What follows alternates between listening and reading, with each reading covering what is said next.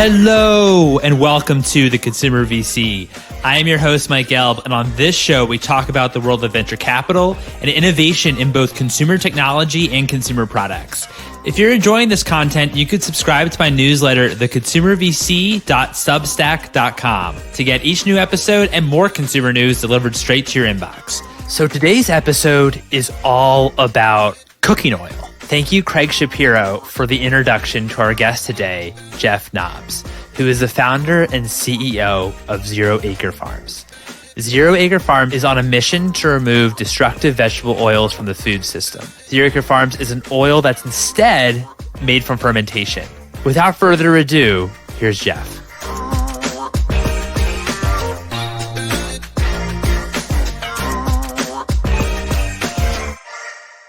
Jeff, thank you so much for joining me. How are you? Mike, I am good, and thanks for having me. Oh, it's an absolute pleasure. So excited to chat with you. Let's talk to me about the very beginning. When did you start to care about health and science of nutrition? You know, I've always been interested in food and nutrition for whatever reason. I just sort of gravitated toward it. And even as a teenager, I would flip over ingredient labels and look at the nutrition facts of food. And I wanted to understand what I was putting in my body. Where exactly that stemmed from, I have my guesses. Most of my family was in medicine, including my mother, who was a nurse. And so kind of looking at nutrition through the lens of science and wanting to understand that was what I naturally gravitated towards. And there were some immediate family deaths from various chronic diseases. And that's when nutrition really took center stage in my life. And I wanted to figure out what makes people sick and how we can do something about it. And that's what I became very passionate about. So I started reading biochemistry textbooks and molecular biology textbooks and CDC guidance, really anything I could get my hand on to figure out what makes people sick and how we can prevent that. And what became pretty clear, in addition to having conversations with various folks and experts, was that diet was at the center of this chronic disease epidemic we found ourselves in, where more adults than not in this country, unfortunately, have a chronic disease. And 4 in 10 American adults have multiple chronic diseases. So 40% of the country essentially has dementia and diabetes or heart disease and cancer. And that doesn't seem right. And it seems like we should do something about that. And I think diet is the best tool we have to try to impact those rates in a positive way. That's really quite fascinating, just how you got interested in health since from a very early age.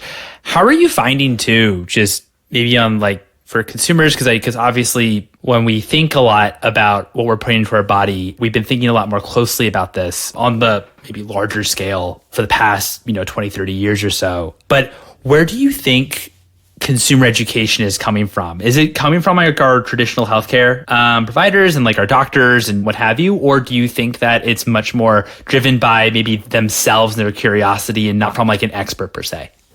Most of our education about what we should eat, we never really thought about because we simply ate the same way our parents ate and the same way their parents ate. And, it was very generational and it was very cultural. And especially in the US, we find ourselves in a position where every generation feels like it needs to reinvent and, redefine what constitutes a healthy diet. And this has especially been the case, to your point, in the last 20 to 30 years. Frankly, more people get their dietary and nutrition and health advice from the latest podcasts that they listen to, from the latest book that they picked up, the latest conversation they had with a friend over dinner about, what is now the latest unhealthy or healthy superfood thing. And then the guidance from, say, the FDA or the USDA has a much larger impact on the foods that are provided to the military, to, in nursing homes, in school lunches, but frankly is having less and less of an impact on day-to-day how consumers choose to eat. And most of that information, is coming from individuals with influence. And that can come through a podcast, that can come through Instagram, or that can come through, a book and conversations. So it's been really interesting to kind of see how that's unfolded over the last couple of decades.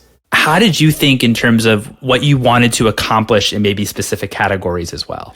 I'd mentioned that most of my family was in medicine. The exception was my father was an entrepreneur for most of his life. So when I come across a problem, the idea of starting a business is just what seems, most obvious and natural to me. So when I realized there's this massive problem of, hey, we're not eating the right foods, the idea of introducing something new with some sort of commercial effort just made all the sense in the world. So that's throughout my 20s, that unfolded through various businesses, from CPG businesses to restaurants, software, and what we're working now on at Zero Acre Farms. And I think education is a hugely important piece of trying to have a positive impact and get people to change their diets in a meaningful way.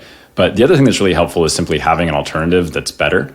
And the example I like to give here is, like, in the case of electric cars, we could have tried to convince everyone to stop driving altogether or to only take the bus to work, or we can just introduce better cars that happen to be electric. And, and then you don't have to think and worry so much about your transportation decisions. You can just use the better product and it happens to have this environmental benefit. So that's the way I tend to think about problem solving as well, is a combination of education around what the problem is and, what some potential solutions are. And then using entrepreneurship to actually offer a solution where the consumer doesn't have to make a giant sacrifice in order to do the thing that's better for their health or better for the planet. As you mentioned, you're a very successful entrepreneur. You've started a few businesses all around in something to do with in health and nutrition. When did you start thinking about what you're currently working on, Zero Acre Farms, and alternatives to vegetable oil? It is a fairly unique topic and not something people spend a ton of time thinking about, which is oil. And specifically, the oil we eat, not the oil we pull out of the ground. But I've been strangely obsessed with that topic for a while now. And I think part of the reason is that certainly there are a number of foods we eat that we shouldn't be eating so much of, and things we consume that we should either be consuming more of or shouldn't be consuming so much of. But what's intriguing about healthy fats and unhealthy fats is if we can ditch vegetable oils, and I can talk about why many vegetable oils are so problematic, and replace them with healthy fats, if anything, our food tastes better. And when we give up things like, refined flour or sugars or other things that we should be consuming less of, we're definitely making a sacrifice. Like muffins and donuts are delicious. And so to give those things up, our taste buds might have an issue with that. But getting rid of vegetable oils is like we're just getting rid of this not tasty, rancid, oxidized product. And I've been thinking about this problem for a long time now. So when I was doing all that research around what makes people sick, I kept coming back to oils and fats. And I mentioned, looking at CDC guidance. The CDC says there are only a few things that really contribute to chronic disease, primarily alcohol consumption, cigarette smoking, physical activity, poor diet. And when you look at those four things, we've actually been doing a better job across all of them. So we're smoking significantly less, we're actually exercising more, we're drinking far less alcohol. And you had mentioned the standard American diet, kind of classic food pyramid. We're actually eating far more closely to the food pyramid than we have. So we're eating less sodium, less cholesterol, less saturated fat or no more saturated fat. We're eating more fruits and vegetables. We're not eating any fewer micronutrients. So we're doing what we're supposed to be doing, yet chronic disease rates continue to skyrocket. And the one major food that has increased in line with increasing rates of chronic disease are vegetable oils. That means canola, soybean oil, corn oil, safflower oil, palm oil. The list goes on and on. There are a number of different vegetable oils now. And that's just correlation. That doesn't prove causation per se. But there are a number of randomized controlled trials too that show when we consume a lot more vegetable oils, bad things happen for our health. Ultimately higher risk of death, which is of course what we'd want to avoid. And the issue is these vegetable oils are everywhere. They're in nearly everything we eat. They're about a fifth of all calories we consume. Vegetable oil crops are the fastest growing sector of global agriculture. And then they're leading to all sorts of health issues and environmental issues. Two of the top three drivers of global deforestation are vegetable oil crops. So as I was kind of coming across all this information, I was also running a restaurant, and we were having a heck of a time finding an oil to use in our restaurant where we didn't feel like we were making some giant compromise. Some oils may have been very cheap, but we felt like we were essentially poisoning our customers. Other oils that were maybe healthier had very strong tastes or weren't very versatile or couldn't be used for a number of applications. So kind of the combination of realizing how bad vegetable oils are and that there's a commercial opportunity to actually introduce an oil that's better led to founding Zero Acre Farms. And at Zero Acre Farms, we say we want to give the world an oil change. We think that these oils that have come to account for for a huge portion of our calories, they're not doing us any favors. And so we're focusing a bunch on education and also focusing on offering something that's better. Thanks so much for sharing. How did we kind of get here as vegetable oil being like the main kind of type of oil that we use, and, you know, and a bit of background in terms of the origin story? So oil used to come from whale blubber in the 1800s. That was like our primary source of oil, but they were overhunted and we needed an alternative for primarily industrial purposes. And we turned to cottonseed oil at that time. Cotton seeds and the oil they contain were acutely toxic to humans. So they were used primarily for machine lubrication and for industrial purposes. But at the beginning of the 1900s, a couple of promising entrepreneurs, they had done this a few years earlier, and they used partial hydrogenation to turn cottonseed oil from a liquid oil into a solid product. And separately, were able to detoxify the cottonseed oil so it wasn't acutely poisonous. Those brothers-in-law, Procter and Gamble, introduced Crisco. And Crisco was the name they came up with to describe their cottonseed oil concoction. You know, most people associated cotton with like shirts and blouses and napkins, not with food. So they needed a new name and they called it vegetable shortening. That soon caught on. Vegetable oils aren't from like kale and broccoli and asparagus. They're from these seeds and grains and crops. But vegetable sounded healthy. So other oils started to market themselves as vegetable oils, whether it came from soybean or corn or palm or peanut or other crops. They were all just kind of broadly called vegetable oils. That sounded very healthy. And then Crisco started to be replaced with corn oil and with soybean oil. A few decades later, there was a ton of consumer pressure. This was sort of the era of, saturated fats are at the center of all of our issues. And so there's a lot of consumer pressure to switch away from saturated fats in deep fryers in particular at McDonald's and Wendy's and Burger King, and to switch to trans fats, unfortunately. So that change was made in the 1990s, and that really increased the production and demand for vegetable oils because they were now able to be partially hydrogenated to turn into this very stable oil that could then be used to, fry French fries and chicken at fast food restaurants. About a decade of that, and we realized, oops, that was a huge mistake. Trans fats are actually horrible for you. And now we look back and we know that they were responsible for hundreds of thousands of deaths, unfortunately. So there was, again, pressure to switch away from this fat, in this case, trans fats, and to switch to other oils like palm oil, which started to lead to all this environmental destruction where palm grows, and also to other oils like vegetable oils. So we're using vegetable oils now. Trans fats were banned in 2015 and ultimately put into action in 2018. So we're sort of just left with like soybean oil and corn oil and canola oil that is like the third or fourth option in what should be used, but there's just no good alternative. A lot of these oils really came to be because of a growth of animal agriculture, particularly with pigs and chickens, and a lot of soybeans and corn is grown to feed to those animals and factory farms. And so the soybean or the corn is first pressed for oil. That's marketed as healthy and fed to the humans, and then the leftover meal is fed to the animals. I don't think animals should be eating like soybeans, and humans probably shouldn't be eating the oil, but this is where we've ended up after this 100 years or so of what's happened. And frankly, it's less of there are less scientific reasons for this happening, and it's more political and the result of a few strong personalities and various scenarios that now led to these obscure oil crops being such a huge part of our food system. How'd you eventually land on fermentation? We tested a bunch of different oils. We were cooking with coconut oil, with olive oil, with palm shortening, trying to figure out what would work, and tried different animal fats. Animal fats raised using regenerative practices. We tried it all.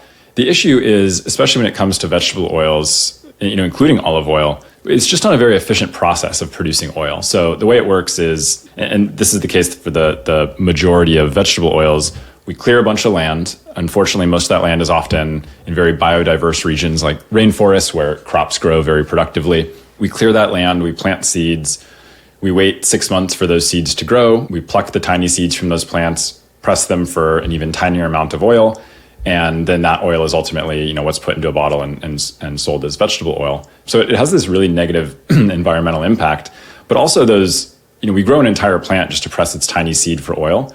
And those seeds or grains, they're only like 5 to 25% oil. Whereas when you look at producing oil by fermentation, which is what we're leveraging, the microorganisms that make up that fermentation culture are 80 to 90% oil. So to take a step back and explain what that even means to produce oil using fermentation. So fermentation, people are familiar with, like a third of all the foods we eat are a result of fermentation, bread, beer, wine, cheese, yogurt.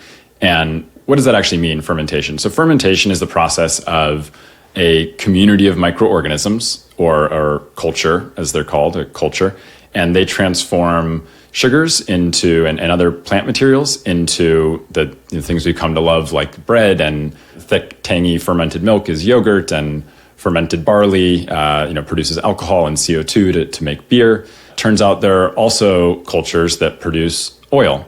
And so these communities of microorganisms, instead of producing lactic acid or carbon dioxide or other fermentation products, they produce healthy fats.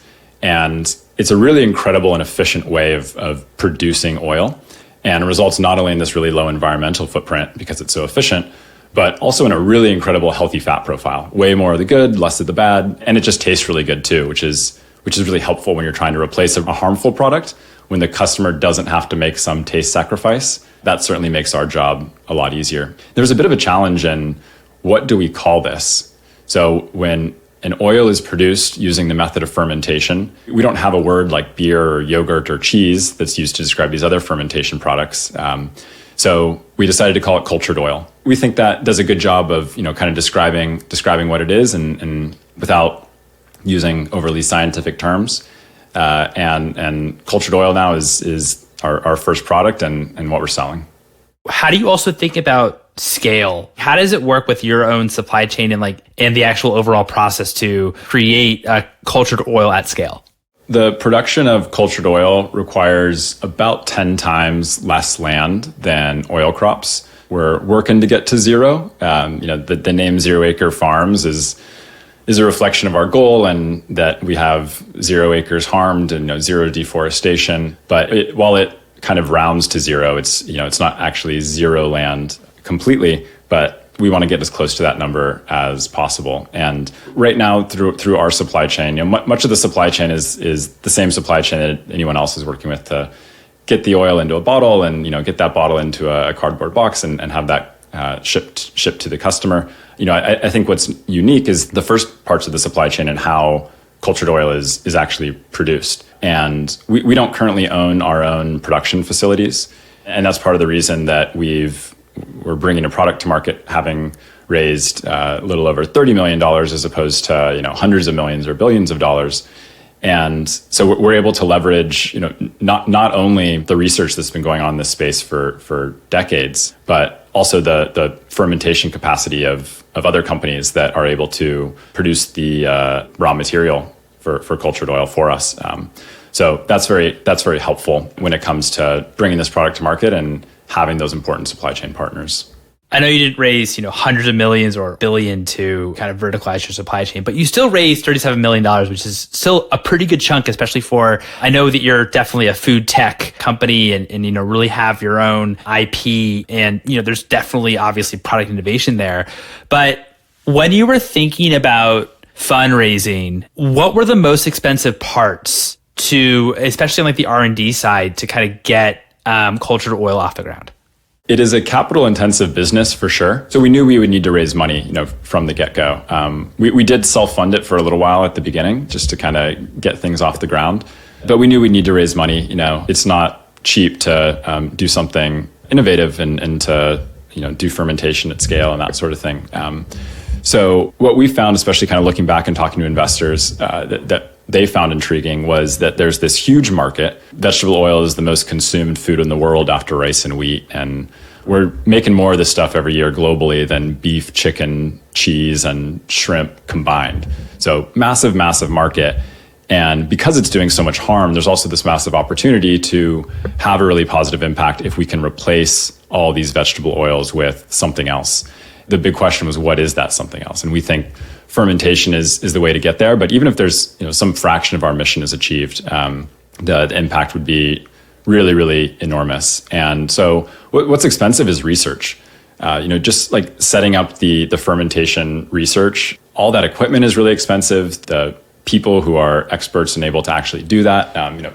People are extremely valuable. People also aren't cheap. And when we were raising the seed round and even going into the Series A, there was the opportunity to do something really big. And I think a lot of our investors looked at the amount of money actually needed in the scheme of things for what the opportunity is. It was very worth investing into. Backing up a little bit, what else did you think about what was wrong or tough about coconut oil and avocado oil and maybe some of the other alternatives to vegetable oil that were currently in market? Yeah, we looked at whether these could be viable alternatives. So with coconut oil only grows in the tropics. It grows very slowly, and there have been studies on this. It actually has the most negative biodiversity impact per liter of oil of any oil out there, even compared to palm. So from an environmental standpoint, and biodiversity standpoint, coconut oil is the worst. And it has a really strong flavor. So you don't always want all your food tasting like coconuts. So it didn't seem like a good contender for really being able to solve the problem. And then coconut oil is also a solid fat. A lot of businesses and consumers, like using vegetable oils, sometimes like a canola oil or something, because it's liquid and it's just easy to work with. So yeah, that's coconut oil. And then when you look at some of the other oils like olive or avocado oil, olive oil, tends to have also a fairly strong taste and isn't great for cooking. Has a lower smoke point. And some of these oils also, like if you've ever made a salad dressing with avocado or olive oil, it tends to clump up in the fridge after a few hours or a few days. It starts to kind of solidify. And then, it's not always great at high heat in the case of olive oil. What we're really excited about with cultured oil is that it can be used for both. And we say it's kind of the one oil to rule them all because it stays liquid in the fridge. You can make a salad dressing or a marinade and it won't clump up in the fridge. And it also has one of the highest recorded smoke points that we could find. It's very stable at high heat. You can really use it for everything. Every other oil just required some sort of compromise or sacrifice. The oils that maybe were lower in the bad fats and better for our health tended to have some of the biggest environmental negative impacts, or had very strong flavors and weren't great for culinary purposes. Yeah, we felt like we had to bring something to market that was better. What's also great about culture oil is the taste, and you're not really making a huge leap to a new type of taste. Because of course, in any consumable, taste is kind of always, usually the number one priority for consumers. What does it taste like? Especially if it's going to be used as well, if you can use it in salads, not only for cooking. How would you describe it? We describe it as a really clean, neutral taste. If you put like your oil sommelier hat on and, you just have the oil straight up like we do, you might pick up subtle notes of nuttiness or butteriness that's pretty tasty that, is good in all foods. But yeah, there's no strong bitterness, no strong flavors. It's pretty subtle, really clean, can be used for a number of things. It could even be combined with something like a toasted sesame oil or an extra virgin olive oil if you're looking for a little bit of a distinct flavor. And what would be cool about doing that is something like olive oil, combining it with cultured oil, you create something that's more stable and something that would stay liquid in the fridge. Because of that flavor, that taste, it can really be used for everything. Do you believe that you can eventually compete at a price level with vegetable? So vegetable oils have actually quadrupled in price in the last 4 years. Wow. Okay. That certainly makes our job easier. And not that we did anything to influence that. That certainly makes it easier. We're not going to be cheaper than like palm oil or soybean oil in the next couple of years. I mean, if it quadruples in price again, then who knows? Maybe I'll be wrong. But yeah, there are a number of ways to bring down the cost, and a lot of it just comes through continued research and making the process even more efficient, as well as just economies of scale. And any new product is not going to, by definition, have economies of scale yet. So even all the little things like, the bottle and the cardboard box that ships in, even those things are really expensive for us right now at this low volume. So all those costs will come down pretty significantly. And when we sell to businesses, packaged food companies, for example, there just aren't as many of those other costs. We're just shipping large amounts of cultured oil in big totes. Then the price is more competitive. Still, over the course of the next couple of years, it's not going to be palm oil prices, but it's in the neighborhood of other premium oils. Since oils, I think when we began this conversation, you mentioned how oils are just not an area that people kind of think about, right? You use it for food, what have you. How do you get consumers to care? How do you think about consumers actually, that kind of consumer education piece about Zero Acre? How are you approaching that?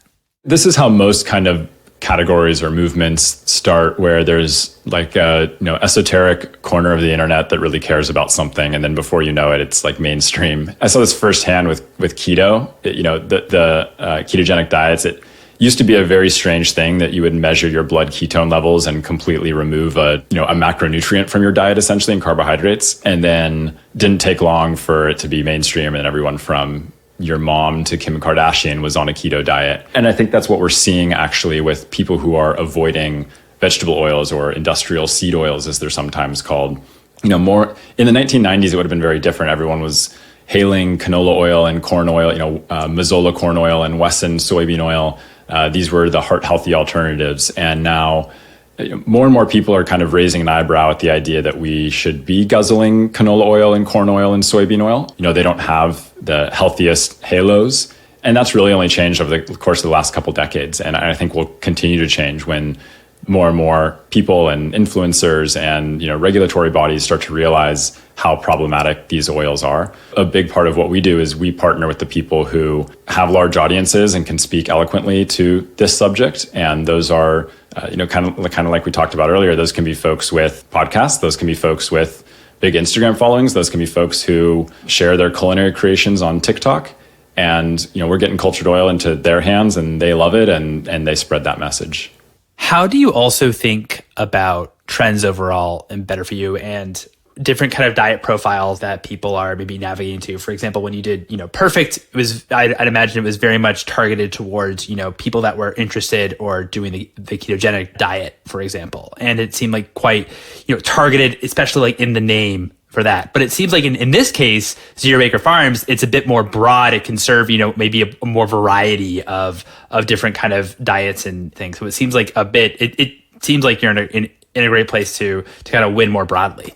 The mission we're on that we stay focused on is we need to get rid of these harmful oils and replace them with healthy, sustainable fats. And that solution can be a part of a number of different diets. Different dietary tribes look at fats in different ways. But one of the things that's cool about cultured oil is it's extremely high in monounsaturated fats, which are the heart healthy, heat stable. Saturated fats are super controversial. Other types of fats are controversial. Everyone kind of agrees monounsaturated fats are great. So there's not like some huge battle we have to have there over convincing people that they're healthy fats. It's widely accepted no matter what diet you follow. As a consumer and as someone who is passionate and maniacal probably about your own nutrition and what you eat, how do you think about this question when you're analyzing products about what you eat in terms of what's better for you versus better for the environment? Because it seems like we're also kind of at like a bit of a bifurcation as well. Yeah, and it's really unfortunate. It sucks that you'd have to choose between doing the thing that's good for you and doing the thing that's good for the planet. And then you could even throw a third variable in there, which is like what actually tastes good. And you could be eating just like, like raw lettuce and quinoa every day and be patting yourself on the back. But how sustainable is that really? How long is that going to last before you just go back to the fries and cheeseburger? So yeah, that's a really important component as well. And with cultured oil, from the beginning, the intention was you wouldn't have to make a compromise. And both human health and planetary health are very core to our mission. And it's one of the reasons we're a public benefit corporation, is so that we can actually make decisions based on what's best for that mission, as opposed to just what's best for the bottom line. Certainly in other areas of food tech, we've seen that as well, where maybe a product is marketed as better for the planet, but then there are questions about the healthfulness of that product, or whether it tastes very good. But fat is delicious. Fat makes everything taste better, and it's the source of fat, namely vegetable oils, that are problematic. So our core belief is you don't have to ditch the delicious food. We can keep all the delicious food. We just need to ditch the vegetable oils, and then that delicious food becomes either a whole lot less problematic, or goes from being a not so great food to actually a totally fine food. So yeah, it has to taste good. And then I think the next question is, will this benefit me? Especially when you look at data and consumer polling, what consumers care about is this good for me? Is this good for my family? And then after that comes, will this benefit the future of the planet? And certainly there are some consumers who put the environmental benefit as front and center when making a purchasing decision. Certainly it's not the majority of consumers yet. All those variables are important and different people have different priorities, but most people are still making selfish decisions. Understandably, it's got to taste good. It's got to be good for me. If it can also have an environmental benefit, great. What's the one company you most admire and how do they impact you? That's a really hard question to answer because this goes for books I read, people I talk to, companies I looked up to, which is, frankly, I don't think there is one company where I would just kind of want to copy and paste. But what I really appreciate and enjoy doing is pulling bits from different companies, that I respect. So I can give you a few examples. And again, not to say that I admire everything they do or even most things they do, but certain companies are, for example, the most valuable companies in the world for a good reason. And you don't always have to reinvent the wheel. So I think literally the companies that have been most successful are good places to start. And they're most successful for a reason. So like Apple in the simplicity of their marketing messaging, I really look up to. Tesla and how they've defined a category and how much they've innovated and the impact that they've had on climate. Patagonia and their commitment to regeneration and to sustainability. Reading a book on Amazon, and I've been following Amazon's journey for a long time now, having an e-commerce background. And they are just relentlessly focused on the customer. And they have these very key leadership principles that drive them. So I love being able to kind of pull different learnings from different companies and of what they do well. And then also, watching some of these shows on like WeWork and Uber and Theranos, also some very clear signs and learnings on what not to do from certain companies. That's a really great point. What's one book that inspired you personally and one book that inspired you professionally? If you can choose one. If it's a couple, then that's totally fine. Okay, I appreciate the flexibility. Personally, I'm kind of a science fiction nerd, and there's a book, a series called The Three Body Problem. This inspired me professionally because this was a book or series that spanned billions of years and multiple galaxies and multiple universes, and you read that book and it kind of just puts your day-to-day problems into perspective and seem not so important when you're looking at a time scale of the universe or billions of years. And then also just the original kind of self-help and management books. There's a book called Think and Grow Rich, which is all about kind of like how you channel your desires and interests, and rich, not just in terms of money, but kind of having a rich life. And that book was really, really impactful. The last one I'll just say on personal is, I think the name of the book is actually just The History of the World. But there are others. Reading about history is also eye-opening because you start to realize that all the stuff we're dealing with, kind of like on a personal and societal level, most of it's just the same problems with kind of a different outer layer. As a human culture, we've been just dealing with the same stuff for thousands of years. And speaking of perspective, like reading about the universe, reading about history is also a good way to have perspective on today's problems. And then professionally, so I mentioned autobiographies, like reading about, Amazon and others. Really appreciate those books. Similar to, the books I enjoy personally, I like going back to the kind of like the old school business books, like Peter Drucker, who has written books on management. So many of the modern management books are kind of just pulling from that. It can be a little dry at times, but I really appreciate reading those kind of like core original materials on things like business management. Cool. Oh, that's awesome. That's awesome. Well, I'm excited to add a few of these to our book list. That's great. My final question to you is, what's the biggest piece of advice for anyone that's founding a business? Definitely reconsider it. It is a ton of work and it's not like some easy, glamorous thing. It's very, very difficult.